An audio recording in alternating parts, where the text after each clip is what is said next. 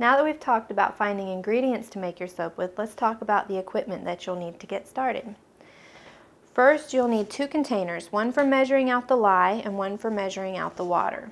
It is important that you use plastic containers that are heat resistant because the lye water will reach temperatures of 250 to 300 degrees. It's also very important that you clearly mark on these containers that they are for lye use only and that they could possibly contain lye water, so if someone happens across them, they can know to be careful with them. It's also good to have containers that have lids on them, so if you need to set aside the lye, you won't have to worry about it spilling. Gloves are essential to making soap. Because of the lye, you always want to have gloves on when you're handling the soap, and also when you're handling lye. An apron is optional, but I prefer to use one because sometimes the oils they get on your hands and it's nice to have a place to wipe your hands off. You're also going to need a very accurate scale that can measure in ounces to increments of 1/10 of an ounce.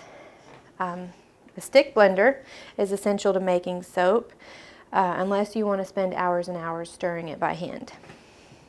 You will also need stainless steel pots to make the soap in. Again, you cannot use aluminum to make soap. It will corrode the metal and create a big mess.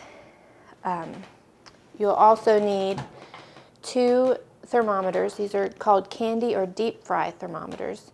They can be found in the baking section of any grocery store or chain retailer like Walmart.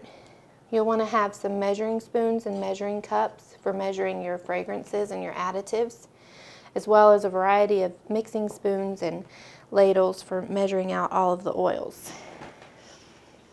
Another important thing that even almost all experienced soap makers have on hand is a notebook and a pen. This is so that you can take detailed notes while you're making your soap, and it will be very helpful with troubleshooting any problems you might have. The final equipment you will need is a mold. We made this 1-pound mold ourselves from pine wood. You can also use milk cartons, Tupperware containers, anything that's heat resistant and able to be lined. You can be creative, but you need to make sure that it's clean, and you need to be very careful if you're going to use something from your house to make the soap with.